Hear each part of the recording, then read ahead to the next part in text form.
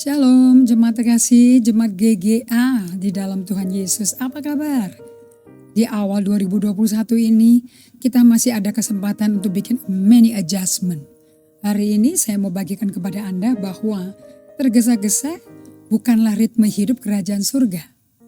Nah, kita pelajari dari Abraham, bahwa orang yang tergesa-gesa itu mengikuti nafsunya, bahkan mencoba menolong Tuhan untuk menggenapi janji Tuhan. Padahal hanya Tuhan yang bisa genapi dan juga di waktunya Tuhan dan caranya Tuhan. Namun Abraham yang didesak istrinya Sarah di Kejadian 16 nggak sabar menanti janji Tuhan. Ngeri ya, ternyata kita tuh suka nggak melihat diri kita, nggak suka bercermin, nggak sadar kondisi kita tuh kayak apa. Nggak sadar kita mendahului Tuhan. Pokoknya kalau urusan Tuhan kita suka buru-buru, kita suka bergesa-gesa, Anda tahu deh, ujungnya malah memperlambat segala-galanya. Menjadi prosesnya dan untuk membuat janji Allah tuh jadi bertele-tele, berkepanjangan. So don't delay the fulfillment of God's promise. Jangan kita yang mendelay penggenapan daripada janji Allah. Ngeri saudara-saudara. Seorang hamba Tuhan dari biara di Prancis, seorang biarawan ya di Prancis di abad 16 namanya Vincent de Paul. Dia abad ke-17. Dia berkata seperti ini, dia hidupnya mendedikasikan hidupnya untuk melayani orang-orang miskin yang gak mampu. Dan dia berkata seperti ini, orang yang terburu-buru, actually orang itu memperlambat bahkan menunda segala apa yang berhubungan dengan Tuhan. We actually delaying God, the hand of God. Kalau kita in a hurry. Nah, so 2021 ini jangan tergesa-gesa. Itu udah gak cocok buat ritme kita. Toh kita masih ada di dalam PSBB. Anda mulai bisa mendengar suara Tuhan di hatimu? Ingat, suara Tuhan itu tidak keluar dari langit, tidak dari luar, dari dalam kita. Karena Allah itu kalau datang kepada kita, datang kepada hidup Anda, yang didatangi itu hatimu. Hati, it start everything with the heart. Nah, Allah berurusan dengan hati kita. Vincent berkata seperti ini tadi saya katakan ya, orang yang terburu-buru mendahului semua hal-hal yang berurusan dengan Tuhan, sebetulnya dia ketinggalan di belakang. Oke, nah ini terbukti dengan kehidupan daripada Abraham. Ini bukti dari kehidupan dari banyak hal. Contoh Allah yang gak terburu-buru Anda bisa lihat juga ya di Betania. Di kuburan Lazarus. Yesus menunda 2 hari.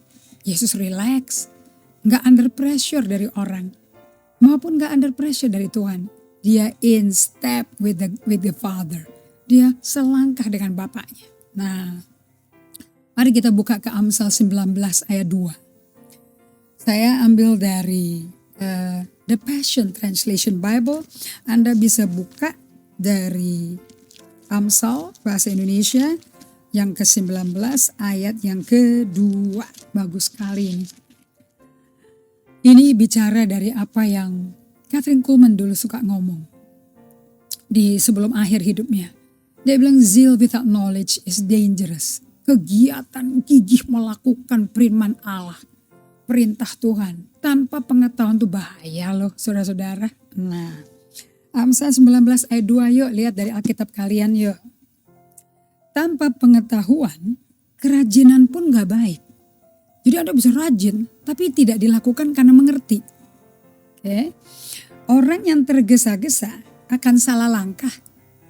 Jadi orang yang terburu-buru kondisi jiwanya salah bikin keputusan.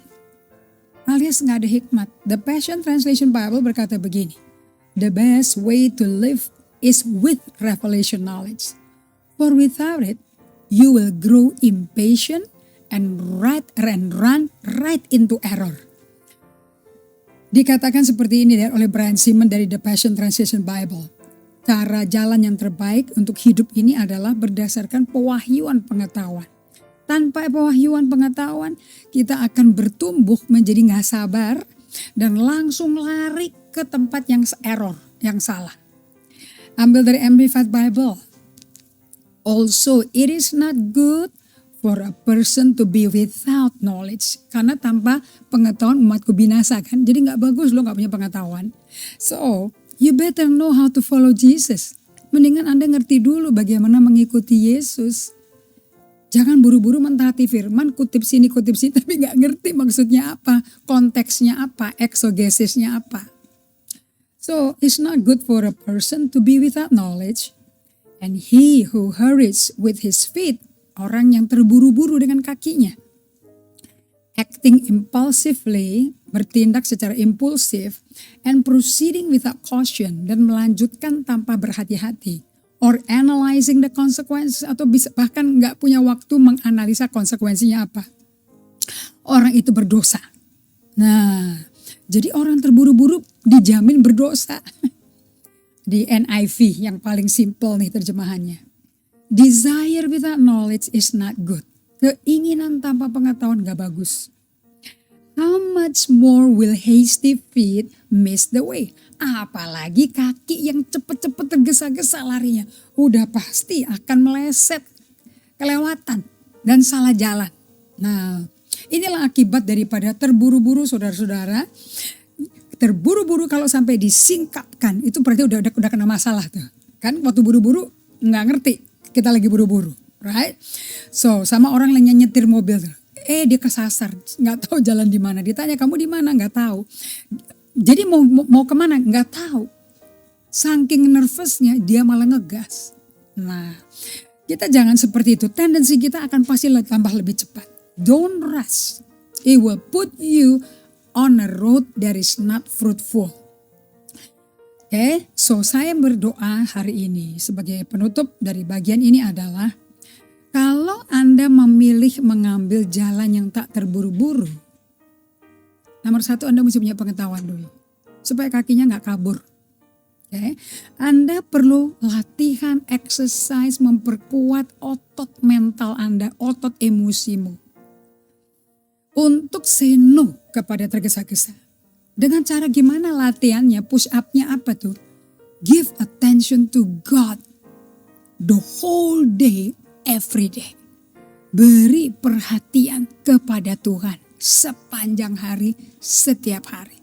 Jangan cuman hari Minggu, but every day. Karena Tuhan tertarik untuk terlibat bersekutu dengan Anda dari hari ke hari, bukan cuman seminggu sekali. He knows you need to be with him. You need his help. Attentive to God's presence so that you are attentive to God's guidance. Anda mesti pay attention karena undangan Tuhan 2021 ya, saya ingetin lagi nih ritme Tuhan. God always start with give attention to me. Beri perhatian padaku dengan cara berdiam diri. Berdiam diri. So you know me, know my way, know my plan, know my thought, know my feeling, know my heart. Maka kau akan belajar untuk hidup dengan langkah kasih karunia Tuhan. Kita selamat karena kasih karunia Tuhan, kita dipelihara karena kasih karunia Tuhan, kita sampai garis akhir pertandingan iman kita karena kasih karunia Tuhan. Every day, hirup kasih karunia Tuhan. Ambil 2 menit. Per waktu Anda bisa punya di sepanjang hari. Kalau bisa sendirian sebentar. Daripada kepepet, salah bikin keputusan, keluar sebentar deh, tarik napas 2 menit aja. And hirup kasih karunia-Nya. Sehingga Anda kembali ke ruang rapat. Anda hembuskan kasih karunia Tuhan. Bukan emosi yang tercetus, terproyeksi. Kasih karunia Tuhan yang mengalir melalui Anda. And everybody akan bisa bikin keputusan dengan relax. Bukan karena kepepet. Dan bukan karena marah-marah. Bukan karena tegang. Make your day your best day ever. Selalu pay attention to God and His guidance. God bless you. Dari Sweet Spot Pastor Indri Gotama. Ini your daily feed that will feed your life. 2021 pasti berhasil. Dengan gilang gemilang di akhir bulan. Di akhir tahun. God bless you.